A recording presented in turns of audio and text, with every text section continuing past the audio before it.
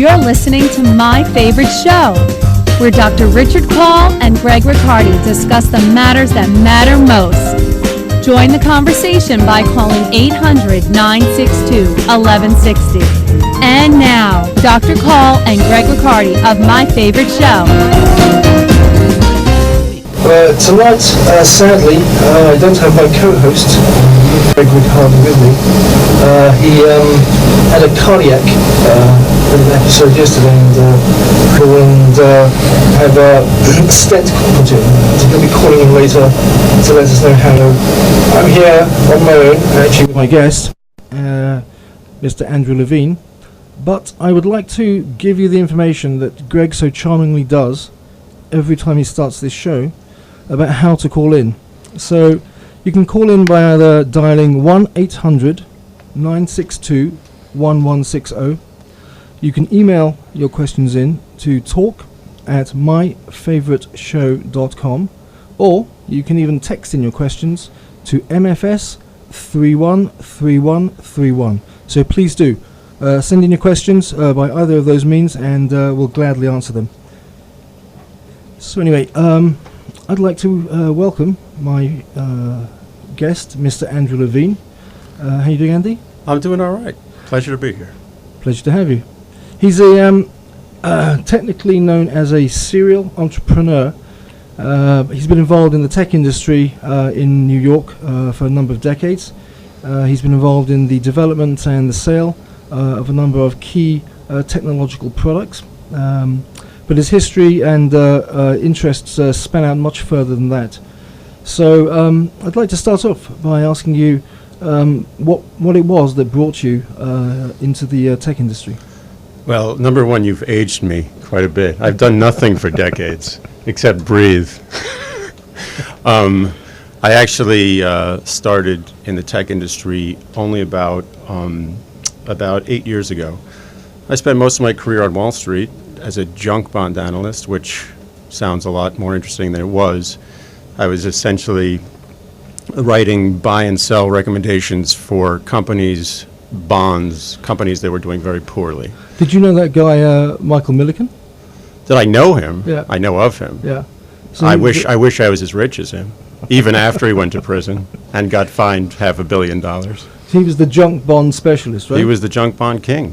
He invented the business. As a matter of fact, he invented the business, and that business now finances probably 25% of all the businesses, all the significantly sized businesses in this country today, and he only got a jail sentence and a huge fine. And I'm not, believe me, I think the guys on Wall Street are, a lot of them are complete scumbags. But Michael Milliken invented a new way to finance companies that otherwise couldn't have gotten financing. Now, I'm not a finance guy. I belong to the healing arts. So I have limited understanding of how these tricks are played.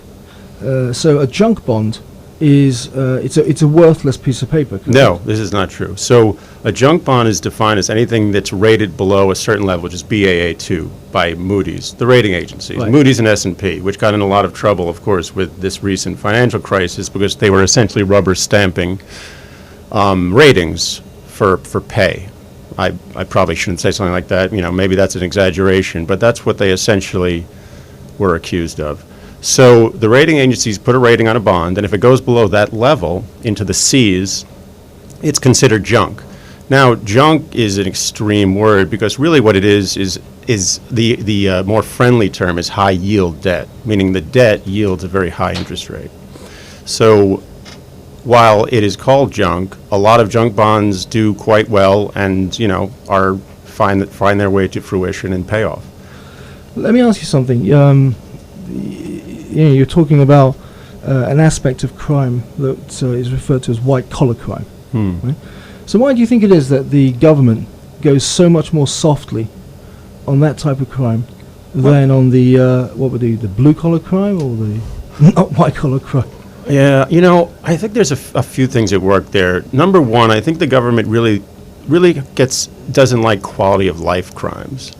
Like when the neighborhood is affected by the crime, when you actually can't walk out your door without worrying about getting mugged or assaulted, or there's graffiti all over the neighborhood, or people are stealing stuff or breaking into cars. I think that kind of stuff is looked upon more harshly by the government. I think the stuff that happens with white collar has a much less obvious impact visually and aesthetically in society, although it does have a much more insidious effect. Right, but substantially a much greater Absolutely, effect, right? that's the irony. If you're the victim of a white-collar crime, for example, something such as a Ponzi scheme, that's a white-collar crime. Of course, yeah. Yeah, people lose their houses and their pensions, and they can lose a lot of... Well, that's the irony. Right. The irony is for a guy who kills, let's say, 3 or 4 people, and of course he's going to go away for life, and I'm not condoning murdering people by any stretch, that same crime committed by the Ponzi scheme guy, let's say a Madoff, who ruins the lives of thousands of people. Okay, thousands of people. Now, of those thousands of people, how much do you value a death compared to a completely ruined life? You know, what is it, like maybe a ruined life is a quarter of a death? Because they do these studies, they put a value on death and they put a value on financial loss, obviously.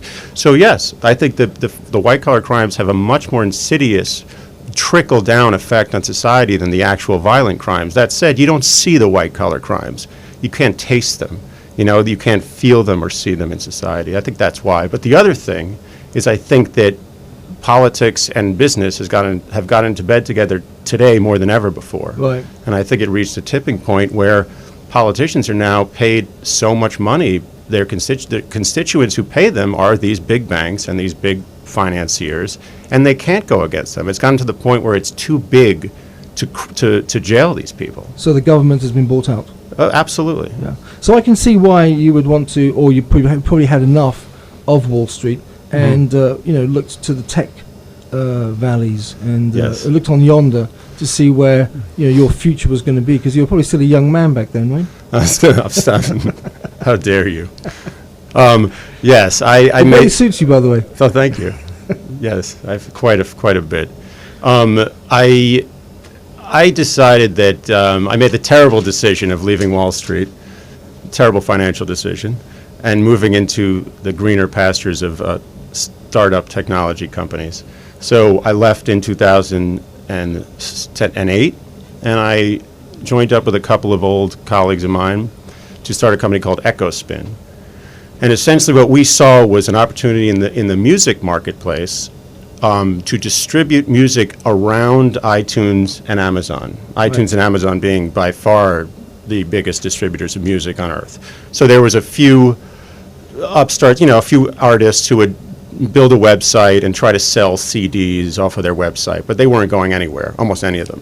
So we decided to create software that would allow any artist or label to essentially plug in APIs or software into their website and sell music directly off their site. And this allowed them to cut down dramatically on their costs, also access their users as opposed to sending them away to iTunes or Amazon. So this was good for the artists. It was great for the artists. Yeah. So this was this has been an ongoing battle in many different arenas, right? About the selling and the control of, for example, musical content. And obviously there was that big case with the Napster case, right? That was right. When was that? Back at the that was a while ago. Early 2000s. Yeah. And what he was trying to do, my understanding, was essentially was to make it take out all these middle players, right? So to essentially, if you're a singer or a songwriter and you create this piece of work, that you should be the one profiting from it and not have 3 or 4 executives in the way. Essentially, right? I mean, and that's what they were trying to stop, because his software was allowing that to go on? Well, you're talking about peer-to-peer, illegal peer-to-peer. So essentially what that was, they were getting around everything. So no one was really getting paid for those songs. They were just getting their songs out there. It was illegal downloads. Right. And illegal downloads took up an enormous percentage of the market, more than 50%. Is that like that guy who they arrested in New Zealand, the German guy? What was his name? Are you talking about the Bitcoin guy? Yeah, no, there was a Bitcoin, a really big, rather overweight German guy who made loads of money, billions. He had all these yachts, and he was ensconced in New Zealand. Yeah, the P2P guy. So when they come down on these guys, they can literally charge them with its separate charge for each downloaded song. So you can have literally like, a billion charges. Technically, the guy could do the rest of eternity in prison. So, but they also did that to some sorry saps who were in their college dorm back then, downloading songs. They came down on people for just downloading 30 or 40 songs. They would just pick people out of a hat and just make an example. That happened a bunch of times. But it seems to me that that's the way the music industry and the tech industry has sort of shifted towards, in a modified way. I mean, I don't think it's such a good thing when you have a couple of companies controlling, in such a controlling position, like Apple, Google, a couple of these other companies. That's not a good thing. Well, it's not. I mean, now streaming is the new thing, which is the current venture I'm dealing with now. So streaming music is what pretty much is going to take over the business. Streaming is now almost exceeding downloads.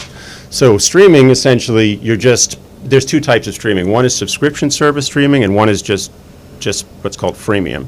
So essentially, Pandora was the first major company to establish themselves in that place. And they essentially, you could just listen, you put in a song, I'm sure I don't have to explain it to most people, but you put in any song you like. Right. And they had this music genome project. It was their proprietary software.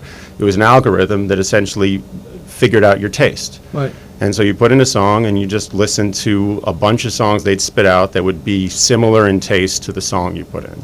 So the Pandora software was doing the thinking for you. Yes. Yeah. So that was a new thing. I mean, that actually had existed in very small places before that, but Pandora really was the first successful player. Right. And so you just listen to the songs. Every 6 songs or so, you listen to an ad, and then they introduce a new service where for $5 a month you can get rid of the ads, and so whatever that's So that worth. was their way of making money, is the selling advertising space. Right. Yeah. Selling advertising space. And most of so the reason they lost money every single year until very recently, until last year, they started just scraping a tiny profit, was these businesses are not good. Streaming is very difficult. You have to pay out more than half of your revenue in royalties. All right, folks, the music means we're about to go to a short break, and we'll back after the break and continue the conversation on My Favorite Show.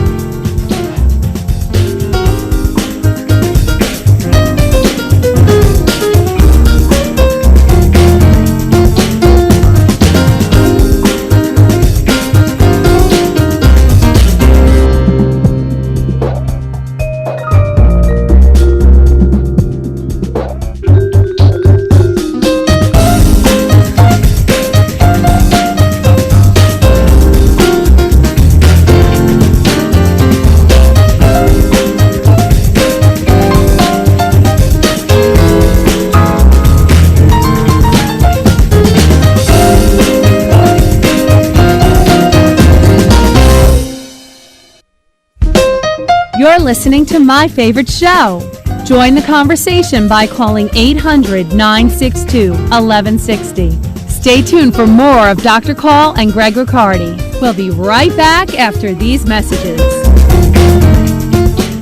Hi, this is Jerry Hickey. Did you know that the best foods must interact with good digestive bacteria to improve health? These good bacteria live in our intestines by the trillions, adding up to 2 pounds of biomass. Invite's Probiotic HX supplies 5 strains of the healthiest bacteria, and they are proven to culture and form colonies. Having the wrong bacteria contributes to flatulence, bloating, irregular bowel habits, and other aspects of poor health. Having the correct ones helps you thrive. You don't have to refrigerate the good bacteria in Probiotic HX, and you could take it with food. Simply take 1 capsule a day to support regularity and good digestion.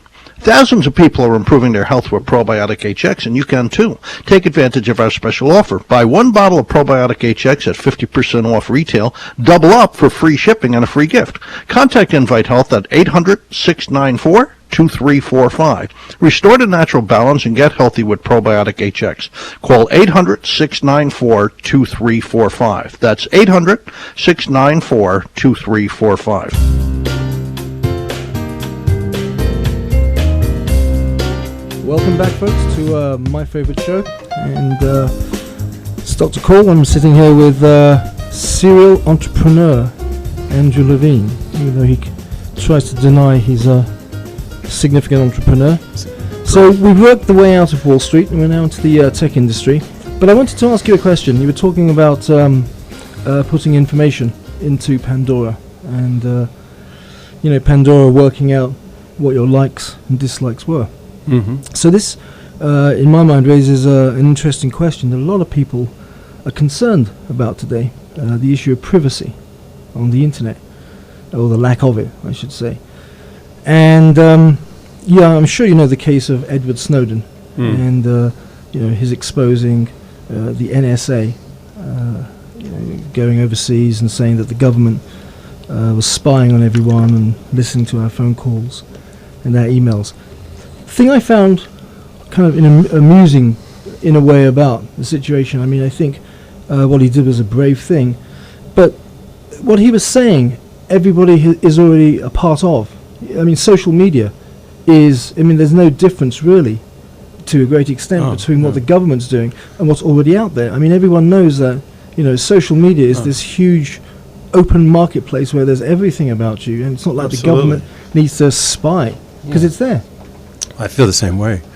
The same guy who'll complain that the government has the opportunity to access their personal phone records is putting every single imaginable piece of information, down to their cup size on their Facebook page.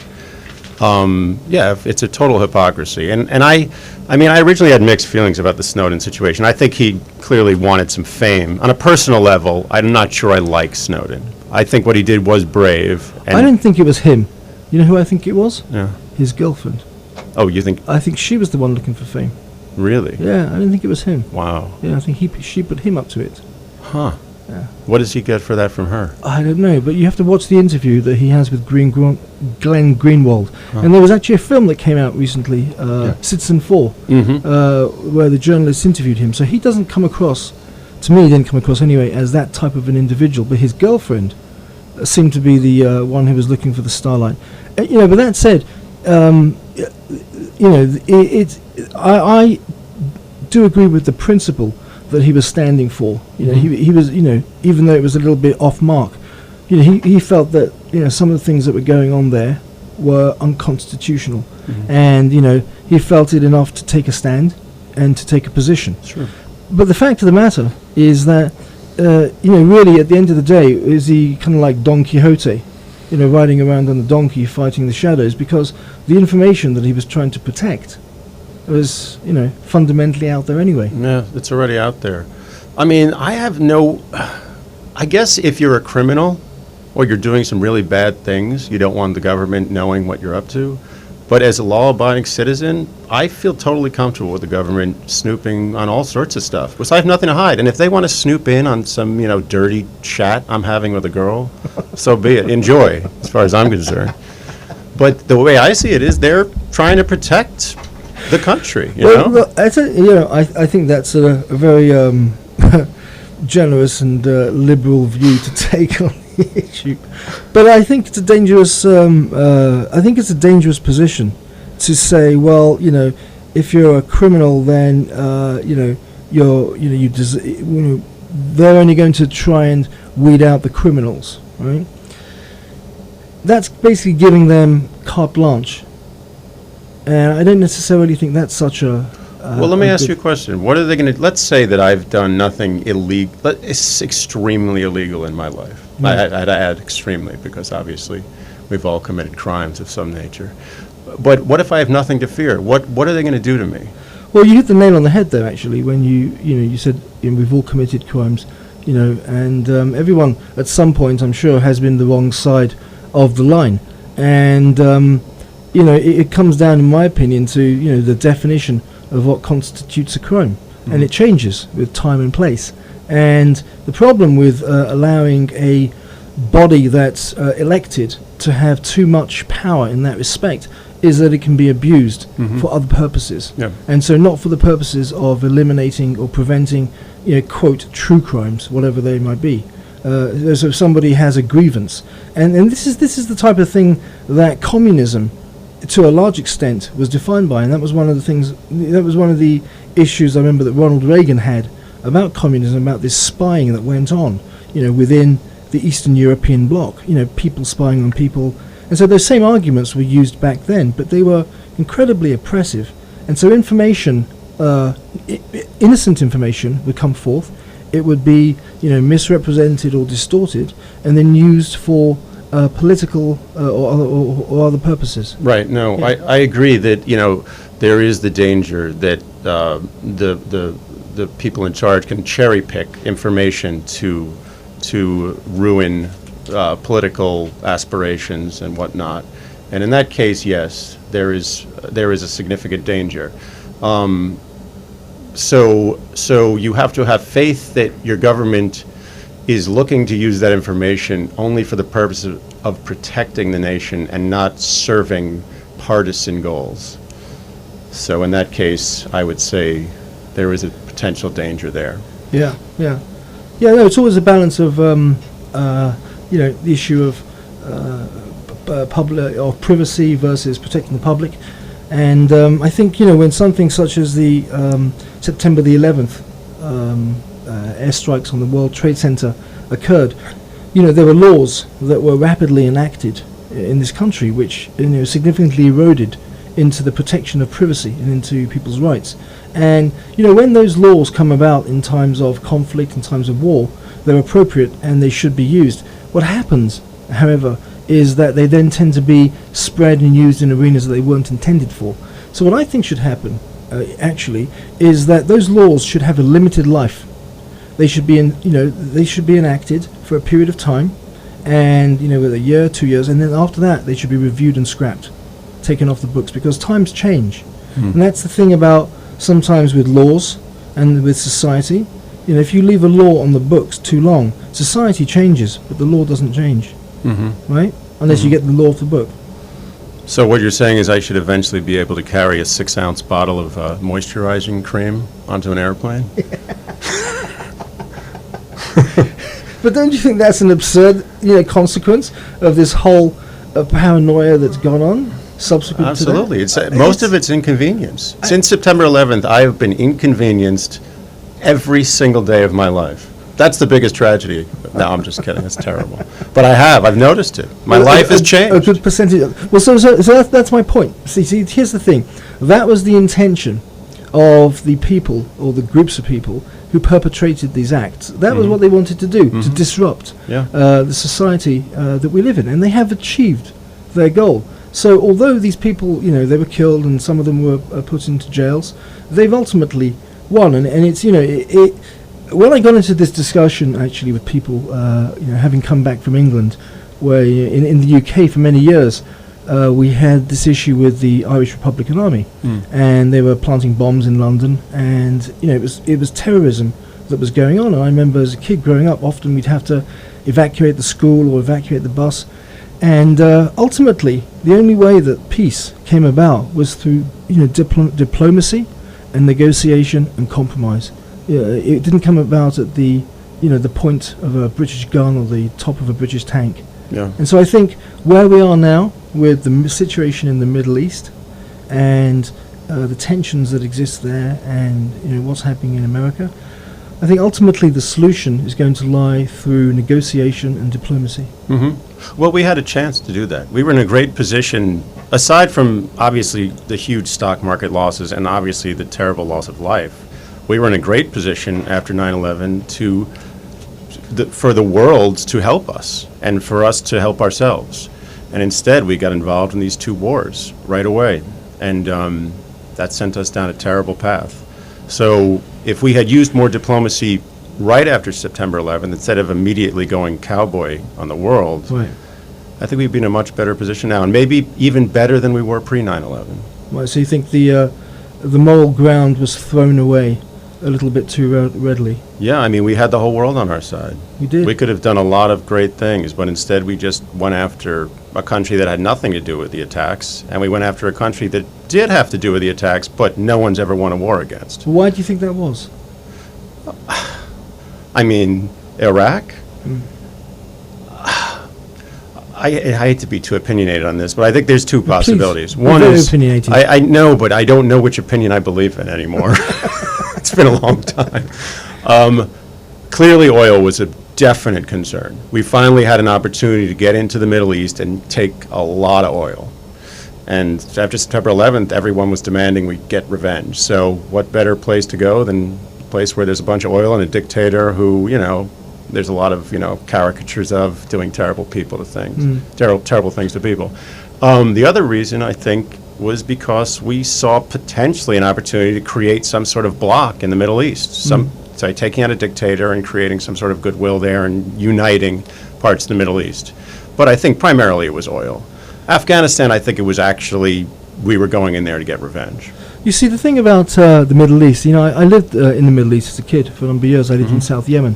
I was there for 4 years, and it's a very complex and intricate part of the world. It's difficult for outsiders to really understand what's going on there, because the divisions go back much further along tribal lines. Right. The way the countries are configured today are really just a consequence of what happened in the 1930s and 40s when the British and the French were moving out and they divided up the regions. So it's a very difficult arena.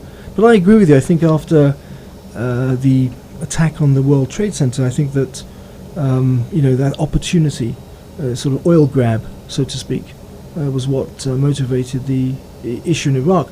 But taking out Saddam Hussein you see, in my opinion, that is the root cause. Right. What's happening now, I couldn't agree more. Because of that. I couldn't agree more. I think actually taking out several of the dictators in the Middle East has only caused trouble.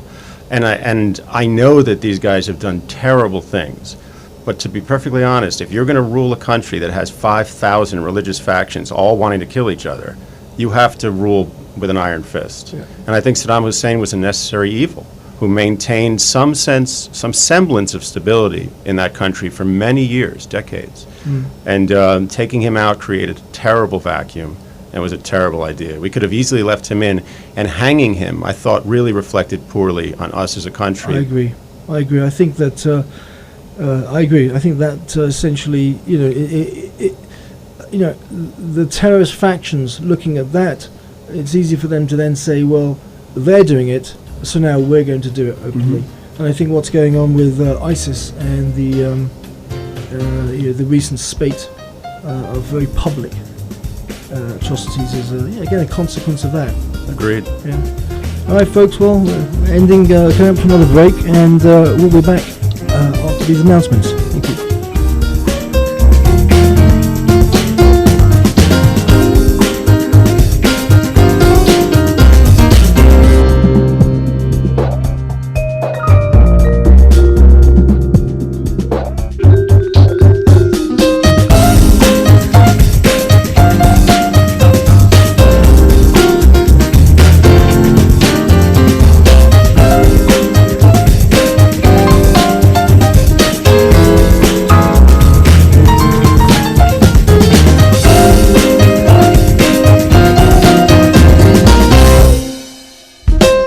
You're listening to My Favorite Show.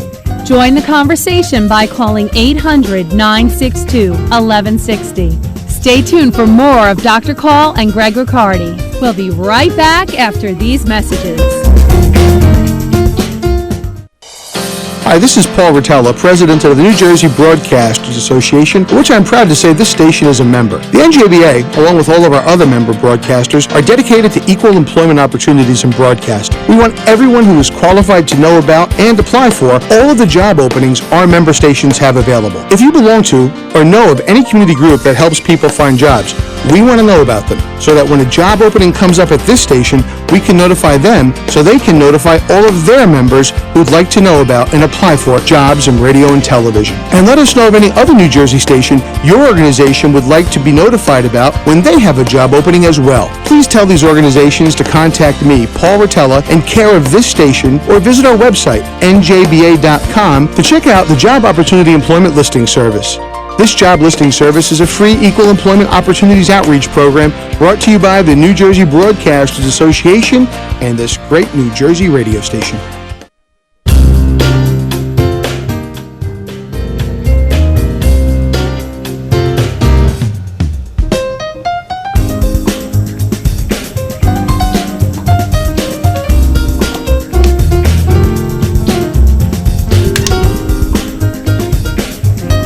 Welcome back, folks, to My Favorite Show. I hope you enjoyed those adverts.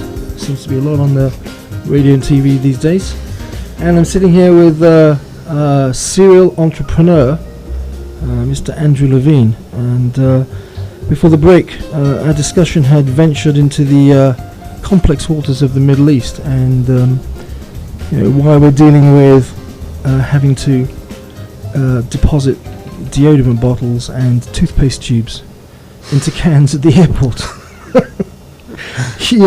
They really have won that part of the battle. I think it's absurd that when you go to the airport you have these long lines.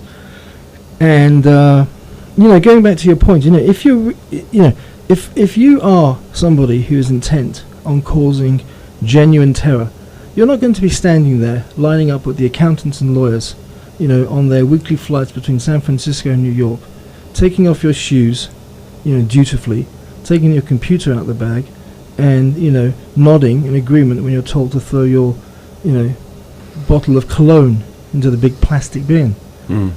I think it's I don't think it really makes the traveling any more secure, and I think what it does do is make it more inconvenient. And what troubles me is when I see these elderly people who have to go through this whole rigmarole at the terminals. I don't know what the answer to it is, but I think they need to definitely start to work out solutions to bring it to to check that level. I mean, it's something short of racial profiling or some kind of profiling. Yeah. Just to make it, there are certain people who will never take down an airplane. I'm not sure you're one of those guys. Talk about taking down an airplane. I mean, the thing that caught my attention last week actually was the pilot in Austria, who flew the plane into the Alps. Actually, we have a call coming through here, so I'm just going to put the call through. Hello? Hello? Hello, can you hear me? Oh, Greg. How you doing? This is Greg Riccardi, co-host of my favorite show. You're had a little alive. problem today, but I just want to let everybody know that I'm good, I'm healthy, and not to worry. We'll be back in the co-pilot seat with you, Doc, next week. Yeah, well, I have to let you know, actually, your seat is much more comfortable than mine. I've shifted over to the other side of the studio, so it's a very comfortable. But how are you feeling? You okay? I'm feeling good. Had a little issue earlier today. In the medical terms, they call it myocardial infarction, It's a heart attack. which sounds like nothing, but it was kind of a little bit of a major deal. So they took care of me. I'm here at Valley Hospital having great care taken of me. And which hospital did you go to? You went What's to which hospital was it? Valley Hospital. Valley Hospital. I'm at Valley in Ridgewood. Yeah. So, listen, everyone out there needs to take care of themselves because it's an important thing to do. And I typically take care of myself too, but, we came kind of out of the blue this morning. But like I said, I'm healthy. I'm listening to the show right now, which I'm sure millions of other people are as well. And just want to say hello and Well, listen, and Greg, miss you guys. I'm being a physician, I have a pretty good understanding of what can lead to myocardial infarctions, and people always talk about stress, and and as I was driving here tonight, I was just thinking to myself, I hope it wasn't having to do the show with me that caused you so much stress and led to the heart attack. Well, we'll see. I feel I'm feeling no stress right now, so maybe, who knows? Maybe you're onto something there. We'll have to check my stress we'll have levels to do a next Monday night. double-blind controlled study. I think you just wanted the show to yourself. Exactly. Right. Well, listen, thanks for calling in, and just rest up, okay? Absolutely. Won't keep you guys. You sound great, and we'll talk to you soon. All right, Greg. All right, take care. Bye. Okay, bye. Well, that was Greg Riccardi, and as you can see, he hasn't been kidnapped or sent off anywhere. He's actually still alive. We had him on the phone there. But that's a scary thing. Very scary. Yeah. I have a real phobia of that. I mean, I think everyone does, but every time I get any kind of gas pain above the navel, I'm pretty sure it's a heart attack. Doesn't matter how healthy I am. Yeah, I mean, I think Greg's 46. He won't mind me saying that. The incidence of cardiac attacks in young white males, actually in North America, has been on the increase in the last 10 years. And people are trying to work out what's going on, and whether it's connected to the fact that people are so continuously stimulated by you guys from the tech sector. The digital stimulation, the non-stop stimulation, and to see if there's a link between these two things. That people, 300 years ago, when the sun set, people had no choice but to lie down and go to sleep and relax, and they weren't stimulated. But today we live in a society where it's constant. Yeah. So, I think something that's really evident there, something that illustrates that kind of overabundance of choice, I think, is Tinder, right, the dating app. Oh, the dating app. So Tinder, for those of you who don't know, is... I was just going to say Tinder. I don't know what Tinder is. I haven't been on... In fact, I've never been on a dating site, I can say. Oh, really? Yeah, but it seems to me to I've seen your profile. It wasn't... Somebody must have put it up there for me. Okay. I've been hijacked. Yeah. Well, you're a good-looking guy, so it could be worse. It's a handicap. British accent. No, but Tinder is a perfect example, and I'm so glad I'm out of the, I met a lovely woman, I'm out of the dating scene now. Right. So I got out just in time, because Tinder, I think, is a nightmare. And it's a nightmare of abundance. Is it? It's like Match.com? It's so much more than Match.com. I was at the Match.com era. The Match.com era is now like the corded telephone to the cell phone. That's old school. So what is so potentially lethal about this Tinder? So Tinder is literally, it's an app on your iPhone or wherever, and you just swipe through pictures of women within a certain geographical distance that you set, be it a mile or 10 miles or 100 miles, depends how desperate you are, I guess. But you just swipe through, and, if you think a girl looks good, you just say, I like her. And if she also saw your profile and said, I like him, and by say I like, you literally hit a button. It's not like you say anything. Right. And if you both like each other, it says, oh, there's a match. And then you can talk to each other, just text like, hey, what's up? What are you doing tonight? That's what it's about.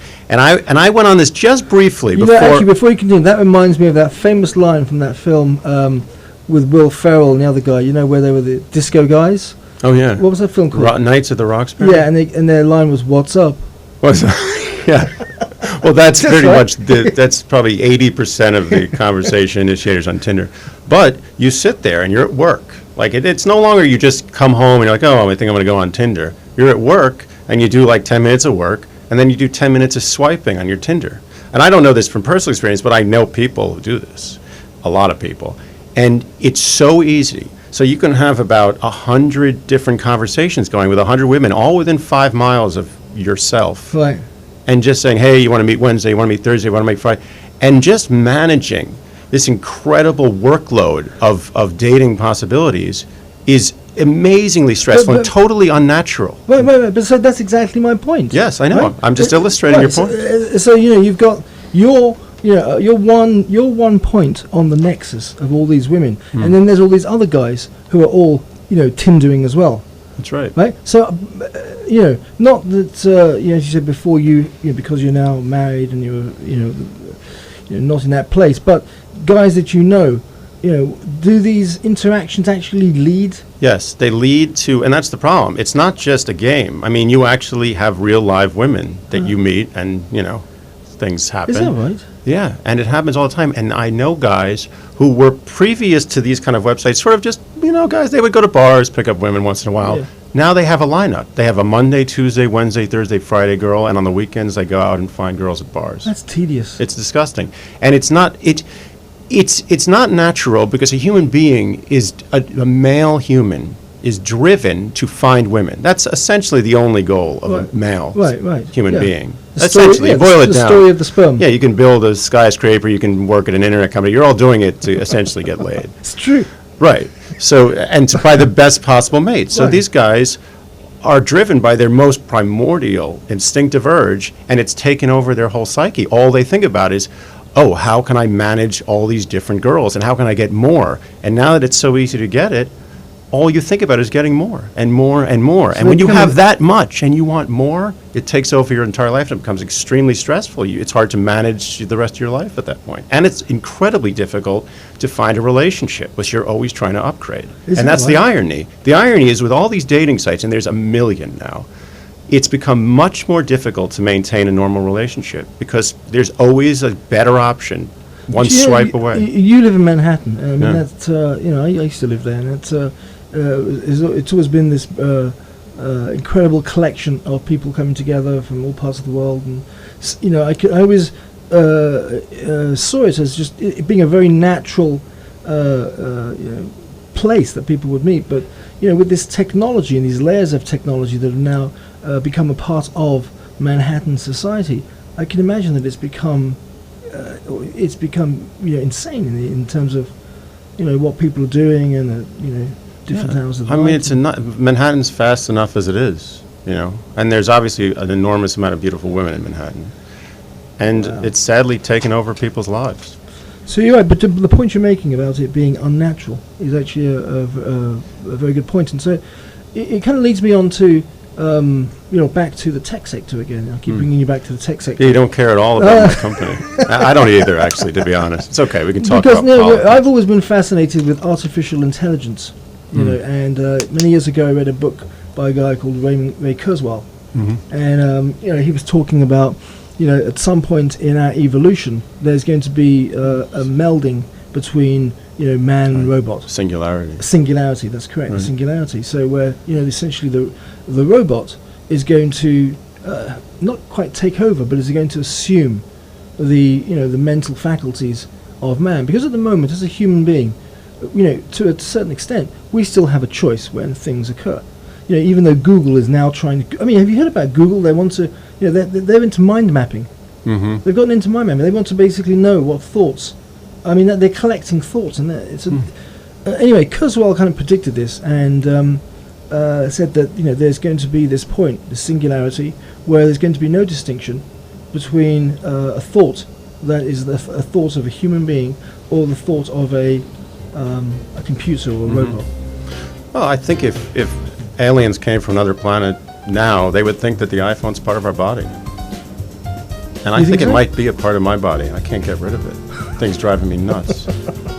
Well, folks, that's music tells me we're going to have to subject you to some more adverts, and we'll be back here talking about who knows what after the break. Thank you.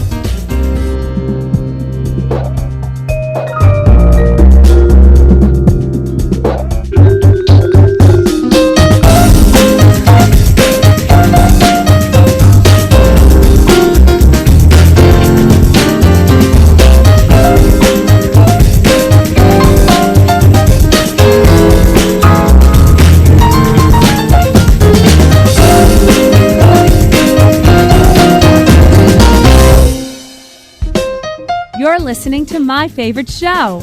Join the conversation by calling 800-962-1160. Stay tuned for more of Dr. Kaul and Greg Riccardi. We'll be right back after these messages. As the spring construction season starts, our friends at JCP&L want our listeners to know that calling the 811 Call Before You Dig phone number is one way to protect not only their electrical service systems, but all underground utilities. It's an important part of their ongoing efforts to enhance and maintain the infrastructure that delivers your service. And it's required. Just like the 811 Call Before You Dig service, these efforts help to keep us safe and are designed to help enhance JCP&L's service reliability while meeting our state's future increased demand for electricity. This spring and all year long, you'll be seeing their workers trimming trees, upgrading systems, installing new lines, maintaining underground cables, and inspecting and replacing utility poles. Their work is making a difference, and you can make a difference too. Call 811 so a proper markout can be done to allow utility work to be done safely. Join JCP&L in making safety the #1 priority. Do your part by making sure you call 811 before you dig. This message sponsored by the New Jersey Broadcasters Association with funding provided by JCP&L and this station.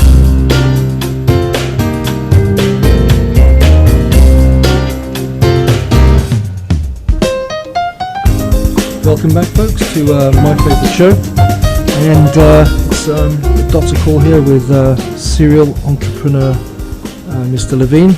But before I put him back on the hot seat, I'd like to mention one of my favorite fellows in Manhattan. His name's Alex, and he runs the Chelsea Royal Pharmacy, which is at 154 9th Avenue in Chelsea, Manhattan. And he has the most amazing herbal remedies for sore throats. And yesterday I think I had a bug coming on, and I went to see Alex, and he gave me this special concoction. And I can say that the ailments have disappeared. So it's Alex at the Chelsea Royal Pharmacy at 154 9th Avenue in Manhattan. So, having said that, we're going to get back to the grilling of the serial entrepreneur. That doesn't sound good. Cereal. I keep thinking it's going to be something else. Yeah, no, it's Cereal. but no, we were talking about artificial intelligence actually before the break, and where that's going. Yeah. And it's a fascinating topic. First of all, because I've always wondered how one really defines intelligence. It's kind of there's so many different understandings of what intelligence really is. People have tests, and they're graded in various ways, but it has cultural variations as well. Yeah. But the issue of intelligence and it being very strongly connected to whether it's a genetic issue or an environmental issue, that was kind of a hot social and political argument that went on for a while actually in the 90s. But I think they've the guys who were involved in what's called the Genome Project, in terms of the mapping of the human genome, were able to connect certain parts of people's genetic material to certain parts of neurological functioning. So, that led some biotech companies to start looking into whether or not they could start manufacturing these, pieces of information that would augment what people understood as intelligence to make people smarter. Wow. So they could find the genius gene. Correct. That's right. Wow. And you can make babies, so you could make sure that your baby is smart. So I don't have to pay for school. Well, that's right. Just listen, have a smart kid right just out have of a the smart womb. kid. That's right. No private school Sounds fees. great. That's great. Save me a lot of money. But it's a fascinating arena, and there was a book I read many years ago by a guy called Hans Eysenck. He was a German psychologist, and he wrote this book called the IQ Argument, and it was this discussion about what is intelligence, how do we define it, how do we measure it, how do we understand it from a different cultural perspective and historical perspective. And it was one of those key books that was read by, I'm sure, all of the guys involved in the biotech sector now who are looking at this. And in a way, that's not so far off when you think about the fact that we have a whole industry that produces medications that can alter people's moods, right? So their emotions. That's another reason for heart attacks, probably. Anyway, go ahead. You mean the medications or the moods? That's not a dig on your co-host. Yeah, you're right. Either one. Yeah, there's definitely a connection between those two. But there's a whole industry that sprung up, starting in the 1960s, 1970s, in relation to mind-altering substances, and specifically these antidepressants that seem to be prescribed quite widely in the Western world, interestingly. So, I think that, the issue of artificial intelligence and, the possibility of coming up with tablets that people can take, that, they'll take half an hour before bedtime, and when they wake up in the morning, they'll be that much smarter. So is that artificial intelligence? I always thought artificial intelligence was machine intelligence. Well, yeah, strictly speaking, but I'm kind of... Right, this is a different kind of artificial. I'm sort of like moving it into the next enhanced intelligence. Like that terrible movie where the guy takes the pill and uses 95% of his brain or something. Oh, the one with Leonardo DiCaprio? Oh, there's been like the one with 5 of them. What's his name? He's in every film now. The Bradley handsome Cooper. guy. Yeah, Bradley Cooper. Yeah. Him. Yeah. And De Niro. Then there was one with De Niro, or was that the same one? That was a different one. But the one with Bradley Cooper, I forget the title of the film. It was an interesting film. He bumped into one of his sister's old boyfriends, and he was a down and out actor or singer songwriter. His career wasn't really going anywhere. Oh, he was a writer. That was it. Right. And this friend that he bumped into, the ex-boyfriend, said, "Here, take this tablet." It was this colourless, odourless, transparent tablet. So he took it, and that night he went home and wrote 3 amazing books, like in the space of 6 hours. Yeah, it's basically super Adderall.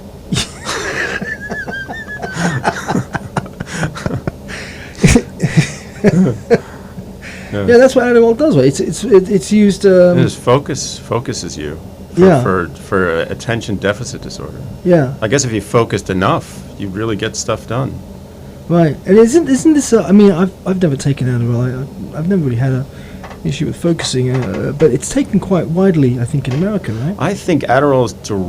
I think that whole industry of attention deficit disorder is directly correlated to the online presence of millennials. Oh, you do? 100%. Why is it suddenly? Where did it come from? They always blame, pesticides and whatnot. I don't buy that. I agree. It's there. I have ADD now. I could focus. You mean since you came on the show? Since in the last 10 minutes. I can't go 5 minutes without looking at my phone. Right. If I have any dead time, if I'm just walking the street, I'm like, oh, what a nice day. Maybe I'll think about something. Oh no, thinking's too hard. I just look at my phone. There's nothing on my phone.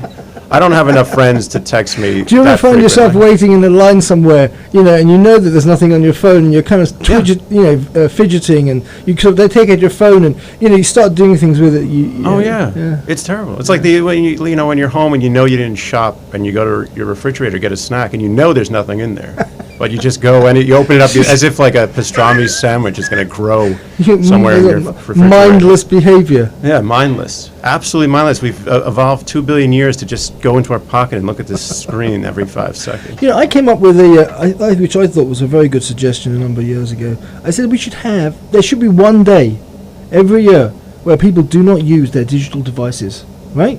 A non-digital day. You're going to get a lot of kickback from, or blowback from the phone companies on that one. What do you think? That, I mean, to me, I think it would be a healthy thing. I think people would go insane. You think they'd go into withdrawal? They'd go mad. The murder rate would go up. And everybody has a non-digital day. I think that would be a wonderful idea. I think it should be a month. Yeah. So to get back to the connection, the communication between the tech industry and human behavior. I mean, where do you see it going? I mean, because it seems to me as if there's this exponential rise. Well, it seems unstoppable now. I mean, just getting back for a second to what I'm working on. We're working on a very artificial intelligence and algorithmic curation software. So basically, we pick music that you don't even know you like, but we know you should like it, based on enormous amounts of data, enormous social, geographic, personal past use, every song you've ever listened to, your friends listen to, all that goes in, and we basically tell you what you should listen to. And there's a lot of discussion about how this is dominating all music listening now. It's not just us. This is every time you go to a streaming website, essentially what they're doing is, or an app, they're picking music for you, which they think you'll like based on past behavior. Wow. So it's getting to the point where people are saying, "Are we going predictable algorithms, right? Are the computers going to start telling you what to like?" And your discovery process is not going to be natural anymore. It's just going to be sort of, is this whole algorithmic taste-making development going to cause you to actually be more sheltered in your music listening and not explore the way people used to? That's a very sobering picture that you just painted, which is called. But I think that's just one little example. I think that's where everything's going to go. Well, I was about to say that's the thin end of the wedge. I mean, the same, indoctrination of the human mind is going to spread into one's choice of a partner, one's choice of a car, a house. Sure. So it is a very Big Brother-esque, even more than that, type scene. I think most importantly, it's going to make us lazy. I think human beings are getting lazier. They're relying more on the machines in a way that's, I don't think, necessarily healthy. But let me ask you something. We've talked about the dark side of the moon. What about the bright side of the moon? I mean, there must be something about this technology world that is... murderless wars fought with machines. No one has to die. Physically. But that's an interesting argument as well. That I had this discussion the other day about that the mental and psychological annihilation of a human being is probably worse than the physical annihilation. Possibly. Well, you don't have to worry about it after you're dead. You're just sitting on a cloud looking down. Yeah, your friends are upset, but you don't have to worry about it. So you're just waiting for the next person you're going to be sent down to incarnate.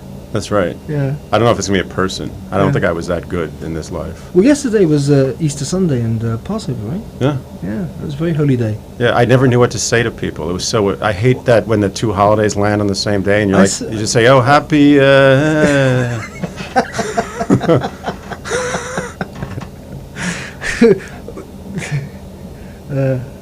I think, do we have a question?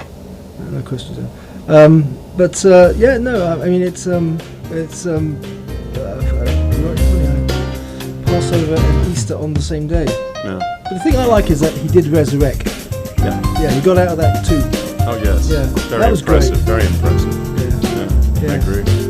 Right, well, that music tells me that we're coming to the end of this show, and I'd like to thank serial entrepreneur Andrew Levine for joining us, and we'll see you guys next week. Thank you. And good night.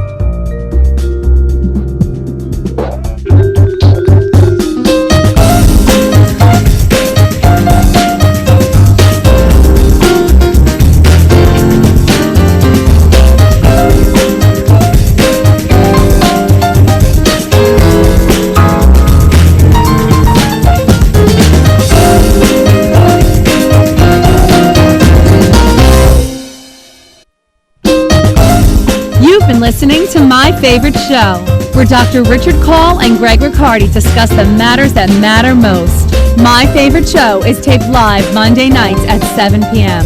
To watch the video of this broadcast in the WVNJ studio, visit myfavoriteshow.com. The opinions expressed in the preceding program are solely those of the host and not necessarily those of this station, its ownership, management, or staff.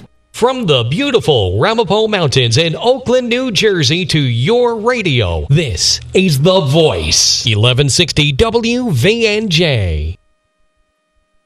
Entertaining and informative talk.